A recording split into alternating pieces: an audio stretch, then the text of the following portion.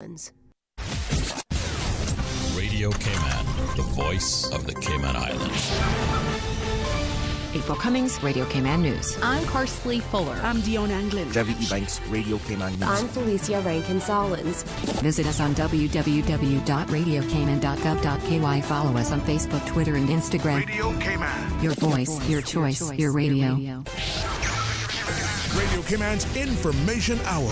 If you see news happening, contact our newsroom, 949-7799. Radio Cayman News, the ultimate in news and information.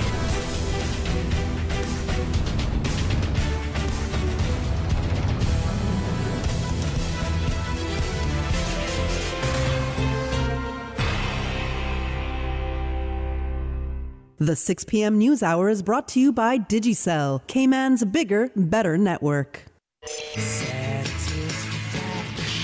Satisfaction is guaranteed 24 hours a day, whether it's music or information. From Grand Cayman to Cayman Brac to Little Cayman, we've got you covered. You ever hear a thing like that? Radio Cayman in the Cayman Islands.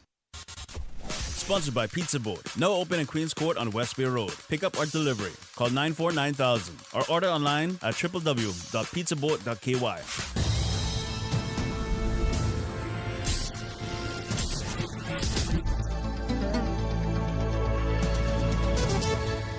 Sports Extra. On a Tuesday. Keeping you informed. We have 10 tonight. Sports Extra Cayman Islands. A young team full of talent, full of desire to do good things. We've had some success with the outdoor league being restarted.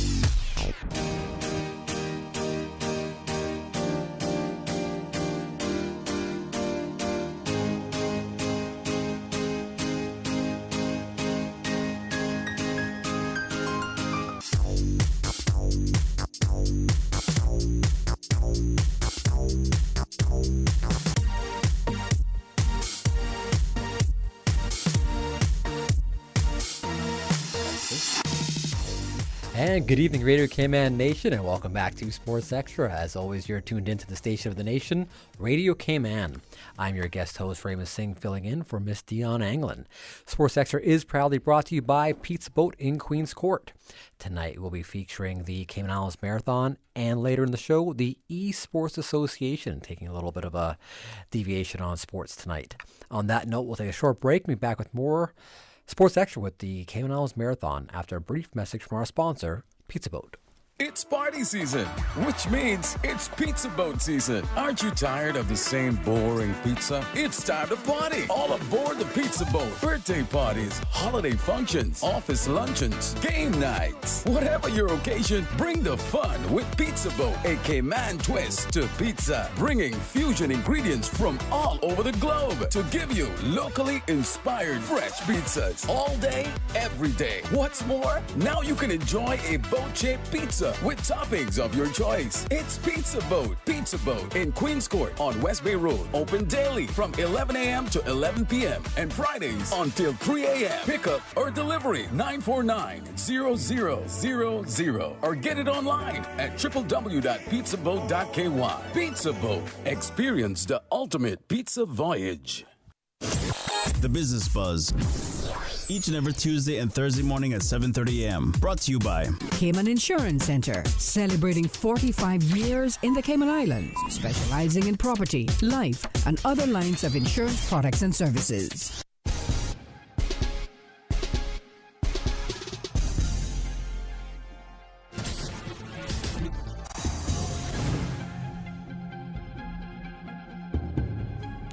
And welcome back to Sports Extra. In case you're just tuning in, I'm Singh, filling in for Miss Dion Anglin. Hope she's having a good time on her vacation right now.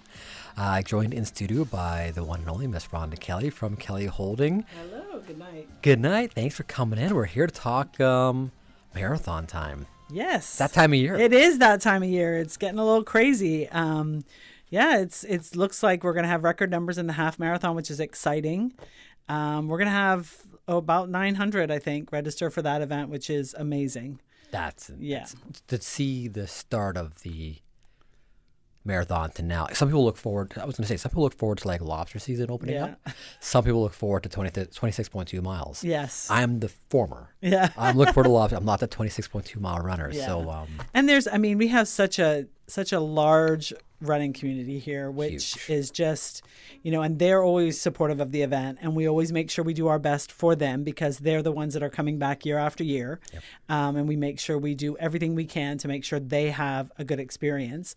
This year we're welcoming back a lot more visitors because we're kind of building that back up from where, post-pandemic now. Sure. We're going to probably have about 100. The last I looked, it's close to 150 visitors actually running in the event, which means we're going to have about 300 or 400 people here for the marathon, which is very exciting. We have 250 kids registered in the kids event, which will mean we'll have about 300, which is another amazing number, and 90 teams, which is another 360 runners doing the full marathon as a group of 4 runners. So, and then we have about 70 doing the full, which is obviously a more challenging event. So those numbers are never huge, but the people who do it are amazing. They're the gung-ho, competitor-driven. And we have a few locals that are doing their first full marathon, which is, as the event organizer, a real honor to have somebody doing their first full marathon with you, which is really nice. It's an awkward question, but is there a certain age for those new ones that are joining into that full marathon? Well, I mean, the thing is that it's different from a lot of traditional sports. So your average age of marathon, like distance runners, is, in your 30s, your 40s. It is. We have a lot of visitors that come that are in their 60s and their 70s that are running fulls and halves, So distance running tends to be a little bit older. You don't necessarily, we don't even have an under 19 category because you just don't have them. No, our category starts at 29 and under because the runners are just older. I remember reading an anecdotal joke, but it was actually a true stat that the primary age for running a full marathon is 39. This is those who were trying to accomplish it before that 40 milestone, right? Exactly. Yeah, I ran my one and only marathon the year I turned 50. So there you go. But I will never do another one again. Yeah, no. When someone asked me when I was 39 if I was going to do it, I went, no, I'm sorry. No. I have zero interest in running 26 miles. And the thing is that, and I'm not a runner, by any stretch. I am a chugger. I chug every step, I'm and I'm the furthest thing from it. But because we do the marathon, I was just fascinated by these people that do these full marathons, and they're good people. They just have so much fun. They just enjoy it. And I enjoyed it. I mean, when I wasn't crying, but it's a lot of work. You have to respect the people, even the people that say, "Oh, I'm only doing the half." A half is 13.1 miles. It is a long distance, and it takes a lot. People who finish a half marathon are amazing, and they put so much into it. I mean, we've been doing a series now on our social media, Cayman Marathon. Why We Run, #WhyWeRun. And we have told so many good stories about people running for family members that they've lost. Sure. Or we have two different people that, one was, knocked down by a car while they were training running. And it's been 3 years, and they're now coming back to do the event again. The stories of people who have just overcome so much, people who've lost 100 pounds, or people who have, lost their mother or father and they're running in their honor. Or there's just so many amazing stories because it's much more than just a run. It's challenging yourself. We have a couple of people that I know are walking it, and they're women that have never done this distance before, and they're out training on the weekends, and and they're just with friends, and they're just enjoying. And when they cross that finish line and they get that medal, they're going to feel amazing. And it might take them 4 hours. It might take them 5 hours. Yeah. But when they do it, they've done it. They've covered the distance. And that's the important thing. So yeah, we have a lot of people who are going to break records and, run really fast and get places. But the people out there that are just going to capture your heart are those people that are just doing something they've never done before to challenge themselves or run in honor of someone. So I will tell anybody who's never come out to our start line and finish line, come out there on race morning and you will see tears, and you will just see so many just amazing. It's really fun to watch. It is. People. Yeah. And it's a beautiful finish line, and the sun's coming up, and it's really a nice place to be. while I will likely not run it, I do come out every year and support it. Yeah. I do enjoy I It's love just- sports generally, but I love to see that It's energy. beautiful. Yeah, it's really nice. Yeah. And people along the course as well. You can enjoy, if you live along South Sound, get along the course and cheer people on, and they love that. No, the crowds come out with the pots and pans. And Yeah, exactly. it's, the noisemakers and the dogs are walking. And yeah, exactly. Now, for those who aren't familiar with the history of the marathon, how long has it actually been running? What was kind of like the backstory of how it started? So, the first marathon was in 2002. It was Tara, I think she was Anderson at the time. She organized it as a fundraiser for the Cadet Corps. So it was called the Cadet Corps Marathon. And we started Kelly Holding in 2003. And I just ran into her somewhere and I was like, oh my gosh, as an event organizer, I would love to organize a marathon. Never organized an event in my life, but I was like, that would be so cool. I said, if you ever don't want to do it, just, we'll take it. And she literally came to us in April 2003 and said, here, you can have it. So we had about 6-7 months to kind of pull it all together, figure it out. Yep. It was at a very different, at that point in time, the start line was by the town clock. We had no clue what we were doing. Okay, fair enough, yeah. We actually tried to sleep between, I think, 1 and 3 in the morning, which was just ridiculous. I mean, now we don't even we just know. We work. Yeah, we start Saturday morning, we sleep Sunday night. That's it. That's it. But it was just such a huge learning experience. And, we've kind of some things like in 2002, the race started late. I actually ran the half that year. That's kind of how I started doing it. It was my first half marathon. Sure. I ran it in 2002 and it started a half an hour late. And I was like, when you train for a marathon, you train everything. You train when you eat, when you use the bathroom, everything. Yeah. So I made that decision from then. I was like, okay, well, if we're doing this, we're starting at 5 a.m. Yeah. And anybody who's ever run the race will know that we start at 5 a.m. Yeah. There's never any exceptions. People will walk up and go, where's everybody? They started. It starts at 5. Yeah. So we count down. We make sure we started right on time. So we're 21 years in now. And that first year, 2003, that we did the event, I think it was about, maybe it was 65 half marathons, probably about 15 fulls, and maybe 20 teams. So we've grown incredibly. The full marathon is never gonna. We're never gonna get 1,000 in the full marathon. That's just where we live. Sure. Just this heat and what it is, and and that's fine. The half marathon is just a wonderful event. Yeah. All hats off to everyone who does the full. We try and really make sure they're supported on the course. That's the other reason for the team event, because it keeps people on the course with those full marathoners doing the course. It keeps the course busy. We have some of the best water stops. I mean, the support on our course, when visitors come and run our event, the feedback we always get is your course was, the support was so good. The volunteers are so great. I mean, we have a 13-mile course and we have 15 water stops. So we have more than every mile. We make sure there's no, it's hot. Like, it is. Yeah, I mean, Chicago, Boston, they get surprised when they get hot. We know it's going to be hot. Yeah. Like, we start out knowing what we're doing. So, so we prepare for that and we make sure that, they're well taken care of on the course. Yeah, I feel for the full runners, because by 7 a.m., it is brutal. Yeah. Today was really hot. I remember thinking today, I'm like, it's almost December. Why is it so hot outside? It is. That's just the reality of that. Yeah. We're hoping it's a little cooler on Sunday. I mean, and you can actually tell, like, we've had really good years where it's been really cool. Last year was a really good year. Last year we were like, we were packing up. I mean, you still had a few. We had a guy who took, a visitor who took about 7 hours. Oh, wow. I mean, we start pulling down the start line, but we can always give a manual time. We can always, Sure. he was in his 70s, and we made sure he was safe. Health City does our medical tent. We have a full medical tent with doctors, nurses, defibrillators, oxygen, everything there at the finish line. And so we made sure he was taken care of. But majority of people, because it was cool, like, it's a fast morning. Like, you can tell you're going to have a fast morning. Things are going to go really quick. When it's warmer, you have a much longer morning. Everybody's on the course longer.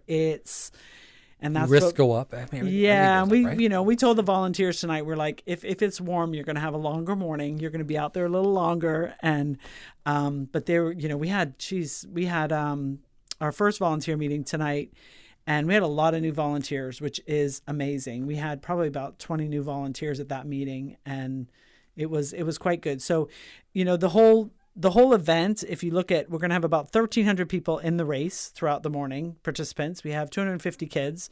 We have about 300 plus volunteers that manage the event. We have sponsors. We have police. We have Red Cross. It'll be about 2,000 people participating in the event over the course of the weekend, which is amazing. It's just I love that. True it's a team effort. Yeah, the whole community has to rally behind it. Yeah.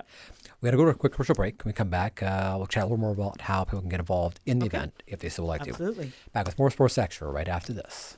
I love Pizza Boat. It's yummy. It has my two favorite things combined, cheese and boats. Pizza Boat makes pizza way more fun. Hop on board the Pizza Boat Express. Kids, now Pizza Boat makes pizza even more fun. Lunch or dinner, let Pizza Boat bring the fun. Pizza Boat, a Cayman twist to pizza, bringing fusion ingredients from all over the globe to give you locally inspired fresh pizzas all day, every day. Pizza Boat, now open in Queens Court on West Bay Road. Pick up or delivery 949-0000 or order online www.pizzaboat.ky. Always separate debris from household garbage after a hurricane hits. Debris includes roofing materials, downed tree branches, and metals. All items of debris must be placed in separate piles to the front of the property or at a side that is easily accessible to collection trucks. Debris must be placed in a location that will not cause obstruction to roadways or come in contact with electrical lines. For more post-hurricane food safety tips, visit DAH website at www.gov.ky/DAH.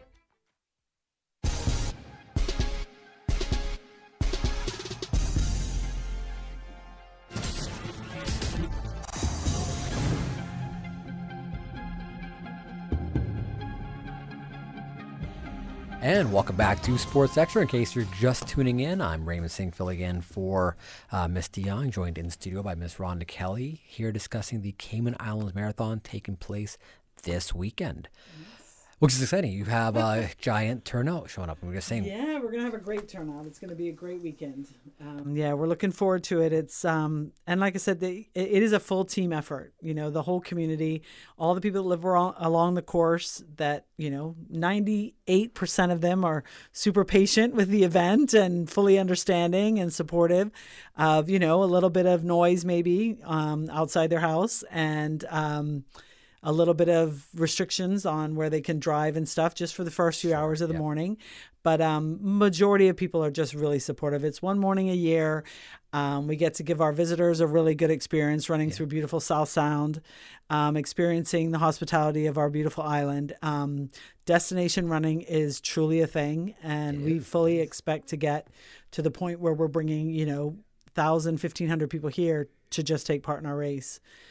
So you touched on that roads and that traffic issue or the road situation. Road safety being a big topic right now. We've just mentioned runners getting hit. We've seen traffic getting up. We've seen some really frustrated drivers because of the traffic. Walk us through the route again and what we can do for diversions for traffic. Okay, first of all, we have a great relationship with the police, and the police are just amazing on race morning. We also hire private security that help manage some of the route because there's just a lot to manage. But the police are just amazing. We start in front of Hard Rock. You go up through South Sound, go all the way down to, if anybody's old enough to remember Old Dirty Reeds, you go down that little old dirt road.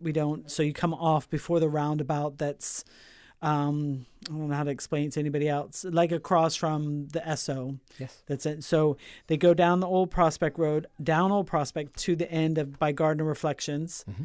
And then they turn around there. So that's the turnaround point. So there's a water stop there. There's a relay chip exchange. And then people just turn around. They come back up through South Sound. They go up Walker's Road. So they don't continue all the way through South Sound. They turn up Walker's Road. They go down Hines Way. There's a little diversion down in Hines Way. And then they come back up by Catholic School and Church of God. And that's just because of distance, because we are a certified course. So we need to like a little bit more distance rather than going out to Ocean Club, which would have been the other alternative, which is not an alternative we could do.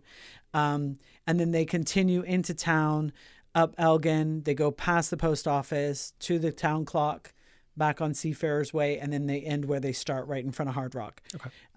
In front of Hard Rock is we've been there now. This is the 3rd year there, and it is a brilliant start line.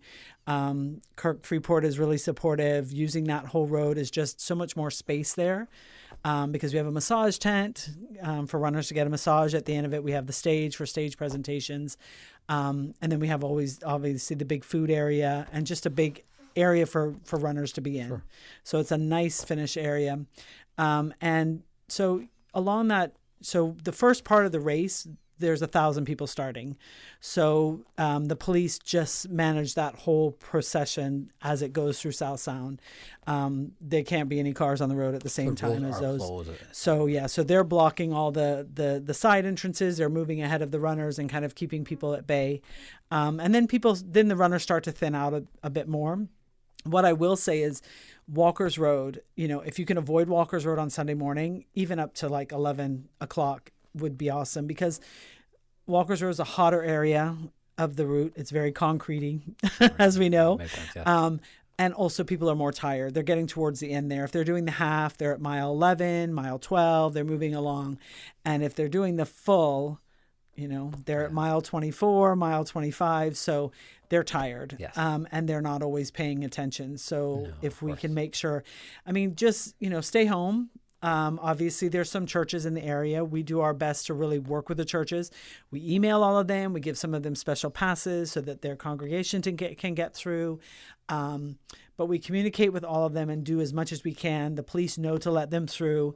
It's just have patience. That's all we would say is if a policeman stops you, he's not going to necessarily not let you go. So don't start the conversation assuming that. So they're just doing their job to try and keep everybody safe. And yeah, it's a great morning, and like I said, if you don't have to go out and you live along the route, just go out on the road and cheer on some runners, and that's the way you can really enjoy the morning.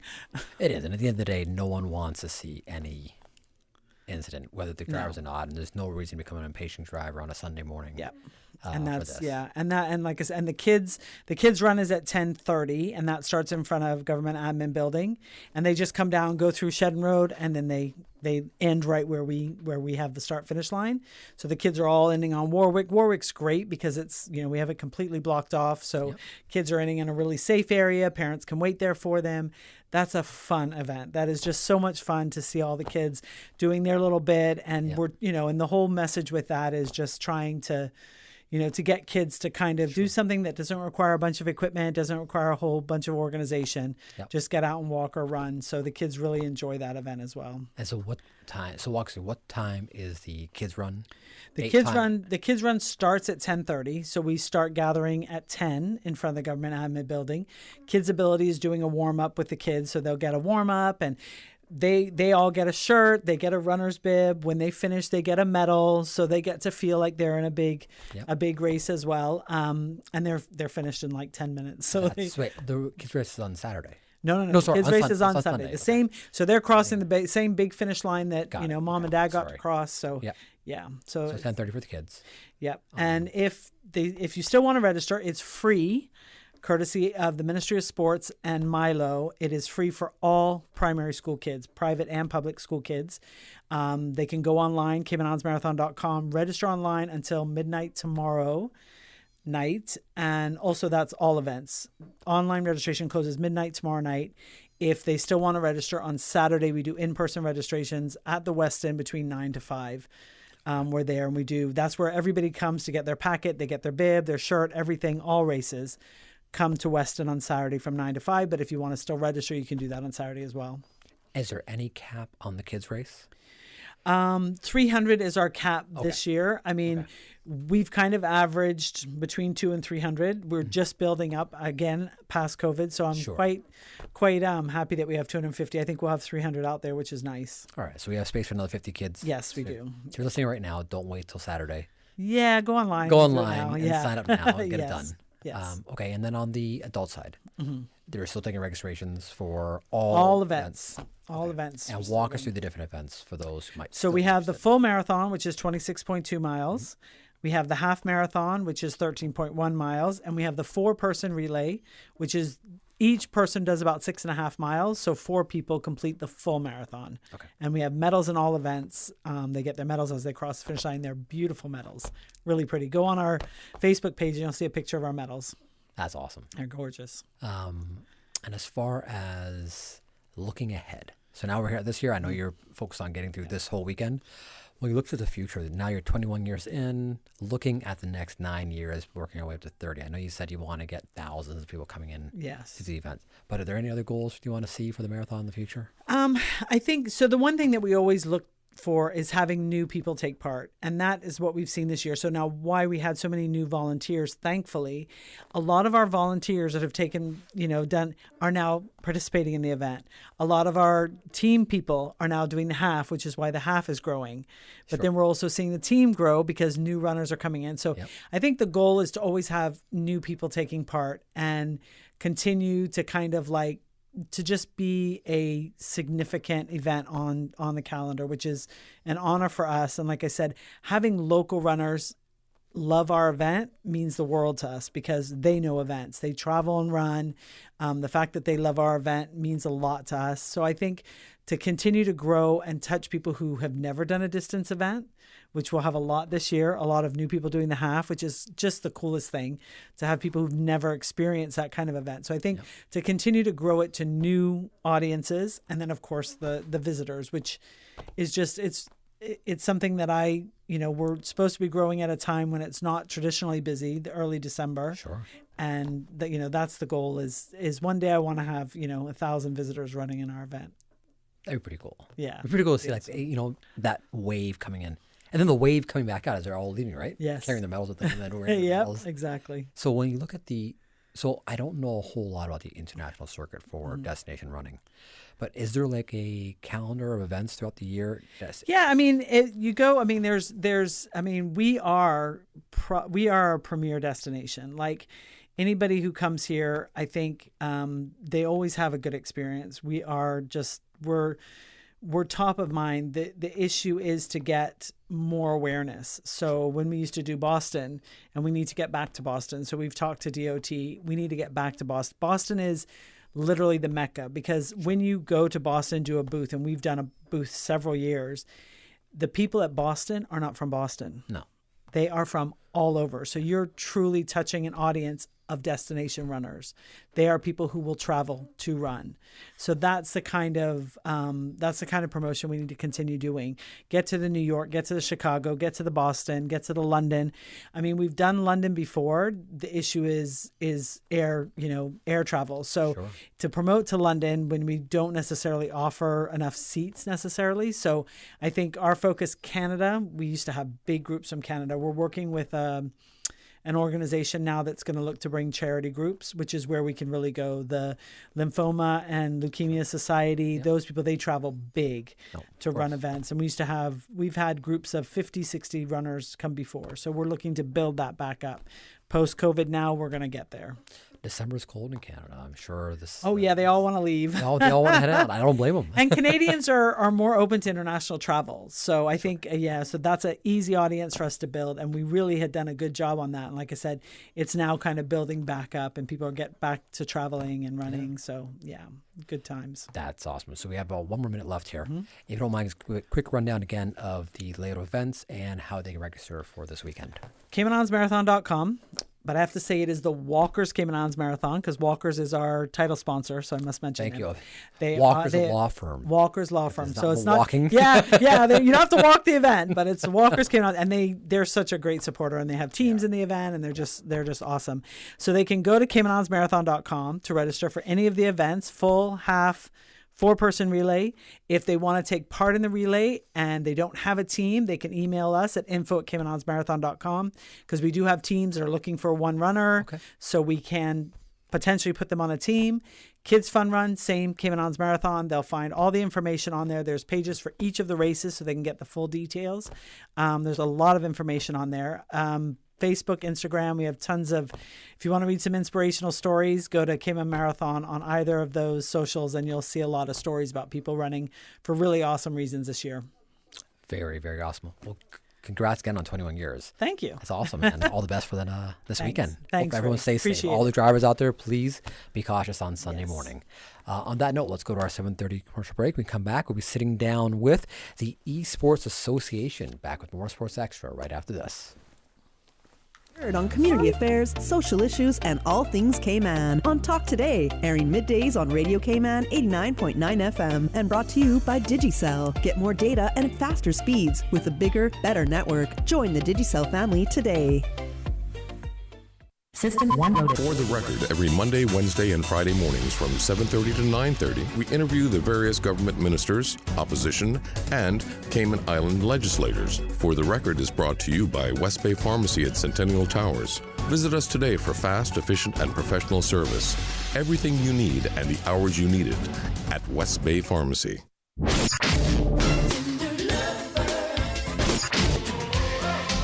Aussie Fusion. Monday to Thursday. 10 a.m. to 12 p.m. Fridays. Radio Cayman. Biggest variety in the morning. Biggest variety. Aussie Fusion. Following the 10 a.m. news headline. Biggest variety in the morning.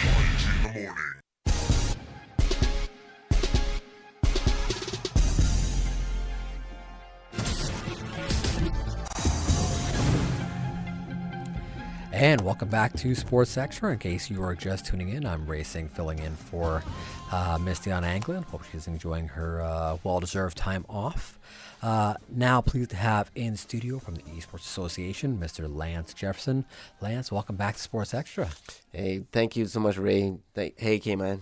So last time you and I spoke, Lance, was actually during Talk Today when I was filling for Sterling, and we had you on to discuss the Gamers Base 7. Mm-hmm. Now, there's been a lot of updates since Gamers Base 7. Yeah. Right? So, first, for those listeners who weren't fully aware, tell us a bit about how Gamers Bay went down this past year. So the Gamers Base 7 event was an amazing event. We had a number of good competitors. The competition was really good. It was pretty heated. So sports are. That's what sports do. Yeah, and that was the beauty of it. And we everybody had a good time in regards to the event and all. A lot of the feedback is they can't wait for Gamers Bay 8. That's awesome. So we're actually starting to prep for that already as well. So Gamers Base 7, tremendous success. Everyone was happy with it. Mm-hmm. The cosplayers that came down, the YouTubers that came down, the gamers that came down, all worked out well. Gamers Bay 8, any major plans for Gamers Bay 8 that you have in mind right now? So we're just getting back from the Pan American Games. Yep. That was held in Santiago, Chile. And the reason why we were there was they had introduced a pilot event, which was the Esports Championships. And so coming from there, we were able to be a part of the event, as well as showcase that, Cayman is here and, don't sleep on us. We're here to do our thing. So we got some gamers here. Yeah. We did really well in the competition. It's funny. Brian Bragg's a good buddy of mine, and I saw him post some pictures of he had created this game room for his son. I went, it's wow, like that's next level game. Like I think of people who invest in sports cars or people who invest in the next level of sporting equipment. Mm-hmm. And I went, that's pretty. I mean, wild, man. He's thinking about his kids, so he's getting them in a safe environment that he's comfortable in. So absolutely, and one day, you're gonna see, that was those parents that invest in their kids' sporting careers, right? Mm-hmm. They become the next level of professional athletes. That's it. I mean, it's normal in regards to. As a parent, you just want to continue to encourage your kid, and if that's something that they like to do, you encourage them and you try to enhance what they're doing, and just to put them in a better spot, No, absolutely. So before we talk about the trip to Chile, Esports Association is relatively new. Mm-hmm. How old is the association now? So the association started back in 2019. Yep. From there, we had a strong awareness campaign that we needed to get out there. The industry is huge, and this is where a number of the new millionaires, a lot of the new millionaires are going to be created from. And we didn't want our kids to be left behind. So we formed the association, and from there, our goals was to open up gateways and continue to open up, create these opportunities for our kids through professions, through further education, and again, like gaming is huge, right? You can be. It's a huge industry. You could be a competitor, you could be a developer, or now you can be a graphic designer or a content creator. Like it has so many different. So how does the association? So I know the association right now is, sorry, the primary focus is really on getting gamers recognized, growing the establishment of the sport. Where do you see the association be able to help out with all those other elements, the content creation, the developers? So right now we actually have a 10-year plan, and our next big step is we need to have a home for our association.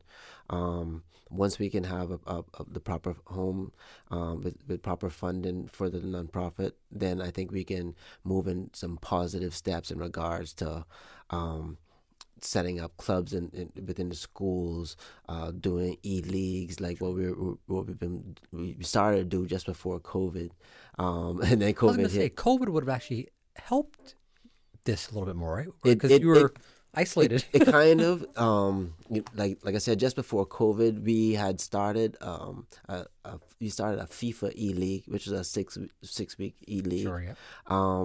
And it was going pretty good, and then COVID hit and we got shut down.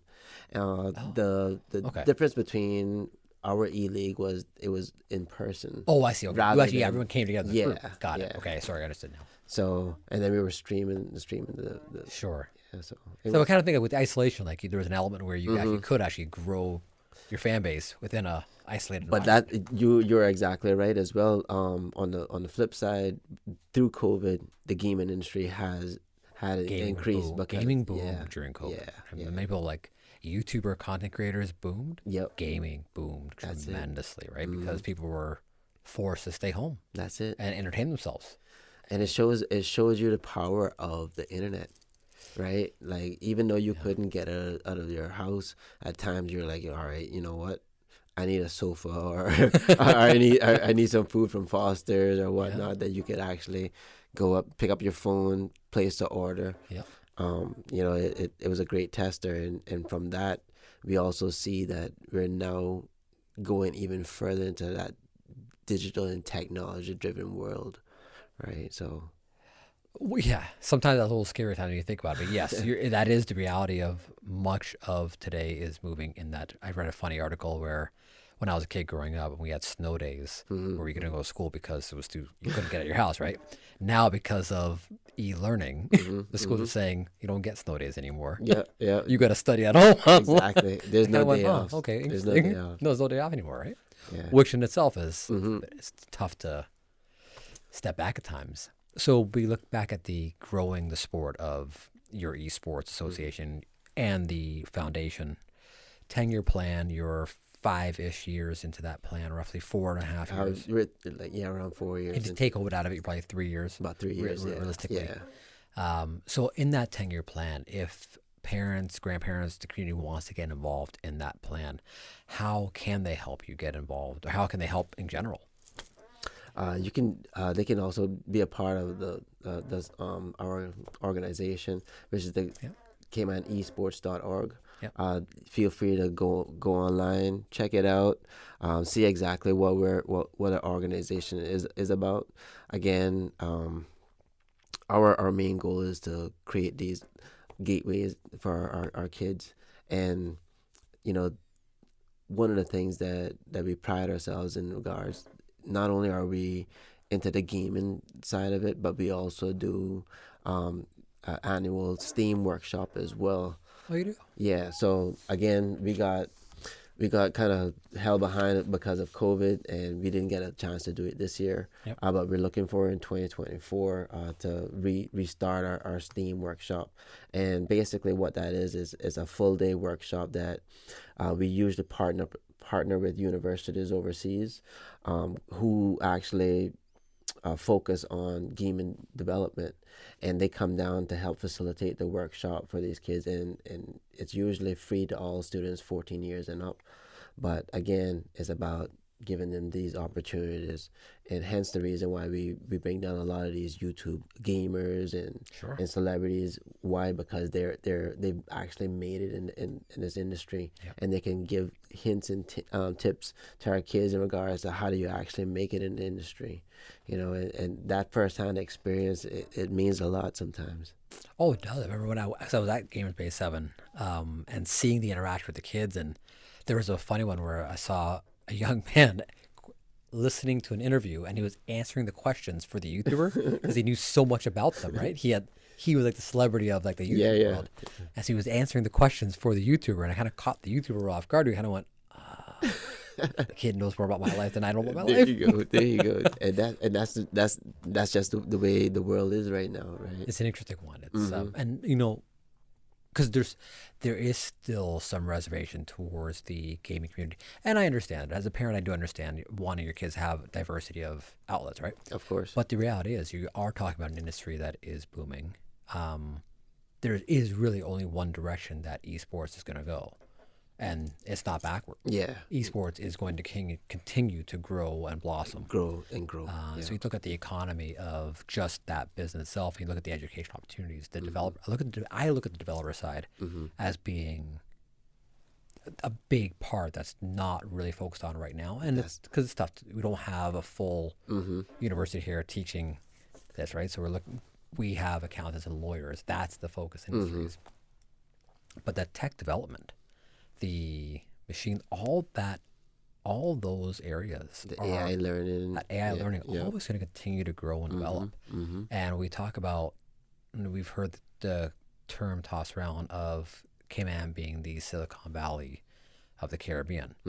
Well, esports becomes a very big pillar of that development. It side. does. It has so many $1 billion industry. It has so many different elements, especially that hits exactly what we resonate on, right? Yeah, no, absolutely. And then you have the fun side of it. So there is the developer side, there is the employment side, and then there's the competitive side. Yeah, exactly. Which is kind of like what we're here to talk about today. But I like giving a full context to what esports means, because it's still a novel, even though it's established. It's still fairly novel when you start talking about sports and exactly, and it's no way in any form trying to take away the normal sport. It's just an enhancement. It really is. Yeah, it's funny. I was talking to when Miss Rana was here earlier.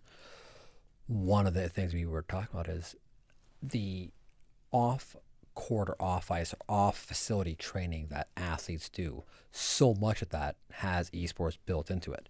We look at the training regimen for Steph Curry. You look at what he's doing. He's playing a game electronically in training mode for playing against real people.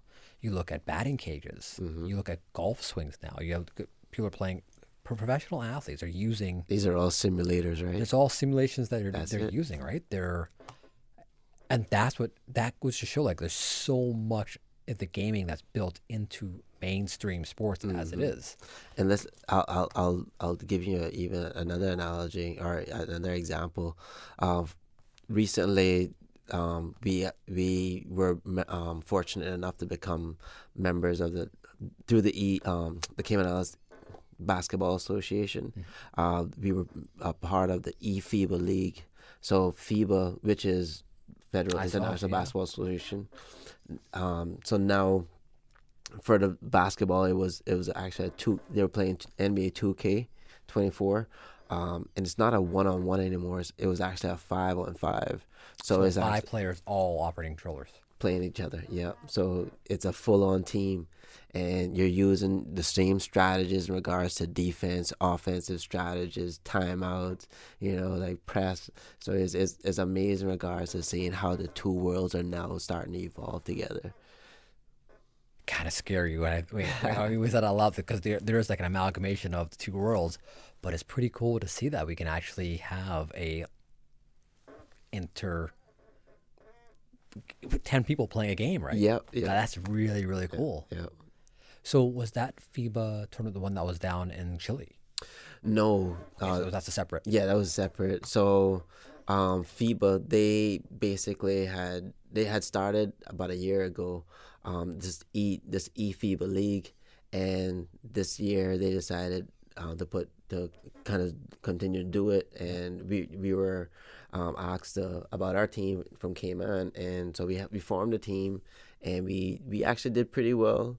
I mean, we lost all of the games, but just to get out there and be a part of the competition, and the teams that they played against, like the USA, and to be on that level of competition, it even if they got beat, there's something the experience in itself is something to learn about and to take back home in regards to how can I get better, what can I do to be up there with those guys, so it's a lot of an opportunity. It's a huge opportunity. Yeah. And at the end of the day, these guys are passionate about it, right? So yeah.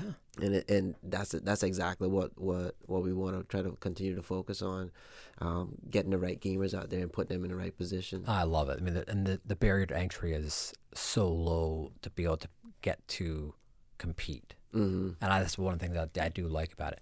On that note, let's take a quick commercial break. We come back, and let's chat a bit more about that barrier to entry comment I just made, and then dive into the Chile and all the other fun destinations that you're traveling to. Yeah. Back with more Sports Extra right after this. Appreciate it. It's party season, which means it's pizza boat season. Aren't you tired of the same boring pizza? It's time to party. All aboard the Pizza Boat. Birthday parties, holiday functions, office luncheons, game nights. Whatever your occasion, bring the fun with Pizza Boat, a Cayman twist to pizza, bringing fusion ingredients from all over the globe to give you locally inspired fresh pizzas all day, every day. What's more, now you can enjoy a boat-shaped pizza with toppings of your choice. It's Pizza Boat in Queens Court on West Bay Road. Open daily from 11 a.m. to 11 p.m. and Fridays until 3 a.m. Pickup or delivery 949-0000 or get it online at www.pizzaboat.ky. Pizza Boat. Experience the ultimate pizza voyage.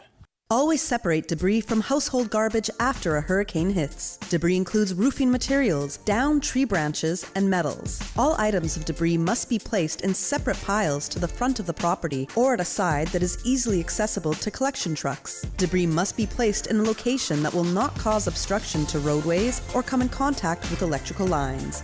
For more post-hurricane food safety tips, visit DAH website at www.gov.ky/DAH.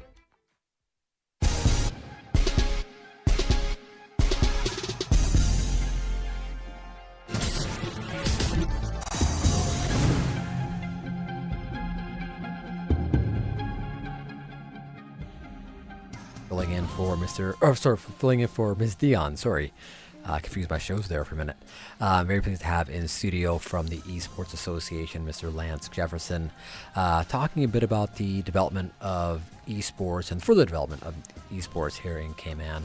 And right before the break, made a comment of the barriers to entry. And for those who don't understand what I'm talking about there, when we talk about playing football, which is one of our big sports here in Cayman, or basketball, whatever sport you want to pick, usually you have a window of starting that sport. And it's usually fun, but 5 or 6 is when you kind of start the kicking the ball, throwing the basketball up. By 7 or 8, you're developing the skill sets. By 9, it becomes competitive. That's usually the development of the sport. It's still fun, but it becomes competitive. If by age 9 you have not started to really develop the skill sets, it becomes very challenging to do so afterwards, because all the other kids who have started the sport are playing at that level, and you become distinction. You're not really keen on it. Yep. Because that's just the nature of sports. When you start getting whooped 10-0, because you're at 10 years old, you really don't have an interest for it. You're absolutely right. Esports has a different barrier to entry. You can be 45 years old, sitting in your home, and you're bored on a Friday night, and literally just start playing the game. That's it. And then it's just a matter of taking the whoopings at that point until you get better, right? But you expect it. And It's then, esports. and then on the flip side, our kids are now born with this new skill set. Yeah. Right. So you look at a 1-year-old pick up a phone, a 1-year-old pick up a phone, and they're flipping through. Yeah. So it's Well, it's a little scary, but it at the end is. of the day, like this is where again the world is Yeah. heading. It's an interesting one. Yeah, and the beauty of esports is like what I love about the Gamers Bay event. It's so unique in the fact that it has you actually can see like four generations at that event. Oh yeah, no, it's true. Right, and Like- everybody's collaborating with each Yeah, other yeah. and having a good time. And even if you don't know nothing about video games, you're through your niece or your grandson or granddaughter, you want to try it out and just be a part of it. And Yeah. it's No, you have the Atari generation, you have the Nintendo generation, and then from there, I guess the Game Boy generation kind of came up a bit later on, and the micro generations in between. There you go. And now the virtual reality. So It's a different level, man. It's a whole different wave right there coming through. But we only about a few minutes left in the show. Talk us a bit about the Chile experience, how that all went down, because you had Chile, then you had the FIBA. And where was FIBA played? So the eFIBA was played online. That was a full online. So tournament. that was an online tournament. Yep. It was actually a regional qualifier, and if you qualified, then you had a chance to go to Sweden and compete in the finals. Gotcha. Which we didn't get there this year. This but year. We'll be there again. Now, are there but there's opportunities there for those players who have actually now picked up contacts with all these players and continue to Exactly. It's all about the networking as well. Being able to make it's friends. just like a business, just like sports, right? Being able to make friends with these guys. Yep. Being able to compete and play, when it comes to competition, the better the competition that you're playing against, the better you're gonna get. If you're playing against mediocre competition, sure, obviously your game's not gonna be that great, right? Yeah, no, it's the nature. When it comes to these guys, absolutely. So. And then the Chile tournament. Mm-hmm. What was that tournament now? So that was the global esports championships. Okay. And there was 26 teams. We were there representing in eFootball. And so we had 26 teams, our countries, competing in eFootball. There were a few groups, and we ended up coming out of the first group. There was four countries in each group. I think there was like 6 groups. From there, again, all of the South American countries, they are top level professionals. Really? Let me tell you, they are number one. Like, wow. Okay. In our group, we had Uruguay to face, and Uruguay last year was like second place, second in the world. And so, is there a reason why they've kind of dominated? I know nothing about. Well, the I guess. Well, one, they got huge populations over there. All right. Brazil, Uruguay, Argentina, Mexico. Mexico was actually the ones that was who won this year. Interesting. How about the European teams? Do they have their own? So remember, this is the Pan American Games, so sorry. It's more focused on South America. Gotcha. Okay. But yes, for the Cayman Islands Esports Association to be a part of the Global Esports Association has been a phenomenal move for us. Yeah. It's starting to open up these gateways that we were looking for. Yep. This I think it's this week or next week actually. There's a tournament in Saudi Arabia that we just missed a qualifier for. Oh, okay. Because we had to qualify for these other tournaments. I see. Okay. But yeah, again, 2024 is looking pretty promising. Well, that's my next question. Is like, what do you have lined up for outside of Gamers Bay 8? What do you have lined up for 2024? Like in terms of, we're gonna keep a lot of that under the wraps for right now. Fair enough. But let's just say that we have our eyes open and we are looking to give our competitors some good exposure. All right. So the next question then. So I look at Gamers Bay 8 again then, right? So if we don't know, we can't share, and I appreciate that. Mm-hmm. Will we see more tournaments taking place here in Cayman outside of just Gamers Bay? I think so. In regards to the Gamers Bay event, right now, in our region, we have the best tournament that's going on right now. Okay. So we want to continue to build on that. Yep. To try to position the Cayman Islands as an esports hub. What we're looking for in 2024 is we're looking to bring more international competition to Cayman, which was again this trip to Chile was a good opportunity to make that networking. So I'm not going to tell everything, but you can be looking out for teams from like Barbados, Bahamas. Actually coming here, not just online playing. Yes, coming down here to compete. Yeah, that's pretty cool. So we wanted to make that bridge, and at the end of the day too, it's about continuing to build esports within the Caribbean and to help on the worldwide mission. What about the development of, like, for example, my background in running sports leagues. Mm-hmm. So when I run a football league, I would have different divisions from A, B, C, different levels. This is exactly why we need our home and our foundation. Yeah, I was gonna say. Part of it, like I said, you start with the clubs within the schools. Each school have their own clubs, and then you do the inter school competitions. Then you also have the city competitions as well, or the country competitions. So how many years do you see? Is that something that we're going to see starting in 2024, or is that something? I think you can probably look for it and to start back up in 2024. We have some other things that we're looking to do, but again, funding is crucial in our mission. And how does funding help drive, other than facilities and equipment? How does funding for sponsors, because you're talking to sponsors right now on air, how does funding from sponsors help you grow these sorts of socials? Well, right now the association is run solely on by volunteers. Yep. Our funding would be able to put in place proper staff members and trainers and coaches that can actually be assigned to go into these schools and to set up these clubs and to be able to run these leagues and stuff. Outside, it is a lot of work. It's a lot of work.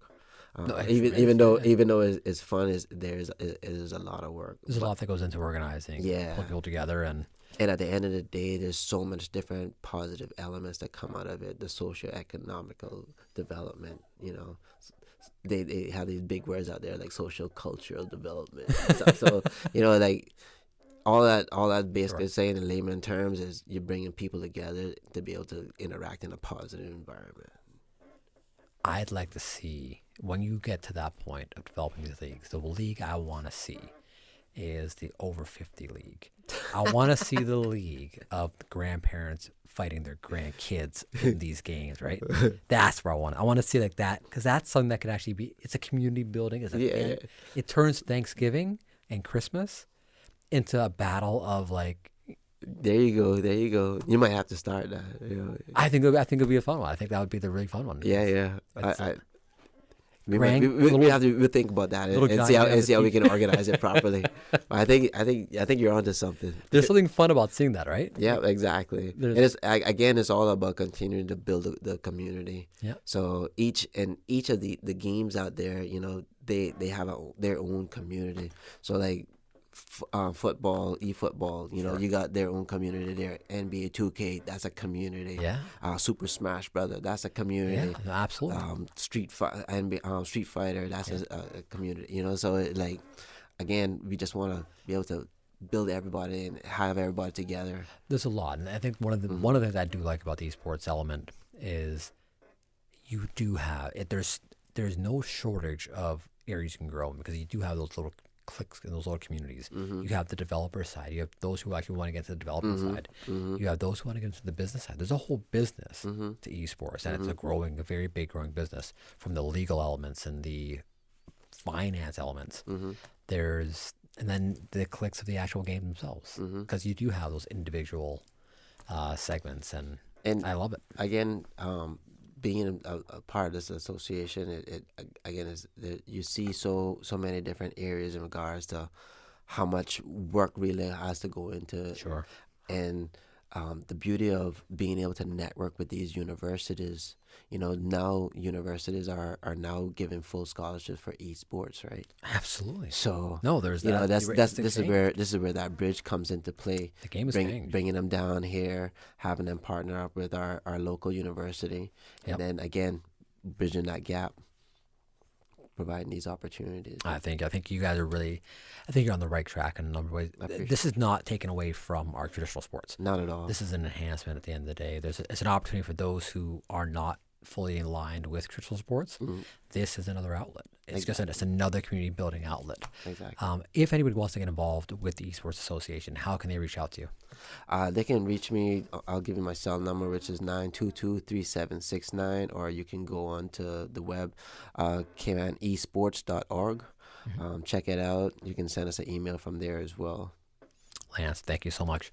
Thank you so much, Ray. On that note, we do need to call it a wrap for tonight's show. Thank you again to all of our loyal listeners out there in Radio Cayman Nation. Mr. Paul Cal in the studio for holding down the fort, and our guest from the Cayman Islands Marathon taking place this coming Sunday. Please do drive safe here on the roads. And to Mr. Lance here from the Esports Association. For the latest in sports updates, like our Facebook page, Radio Cayman Sports Extra. Thank you again for tuning in. I'm Raymond Singh. Stay safe, God bless, and have a great night. Sponsored by Pizza Boat. Now open in Queens Court on West Bay Road. Pick up or delivery. Call 949,000 or order online at www.pizzaboat.ky. Don't forget to like us on Facebook at Radio Cayman Sports Extra. As a coach, I thoroughly agree. The athlete has just qualified for the World Championship on the biggest stage in the fire. The guys we've been training for the last 5 months now, so they're in the real highest spirit that they can do well. It was really infectious. I mean, for a 4-day meet with 2 sessions each day, that's pretty exhausting, and these kids were just rocking the whole weekend, so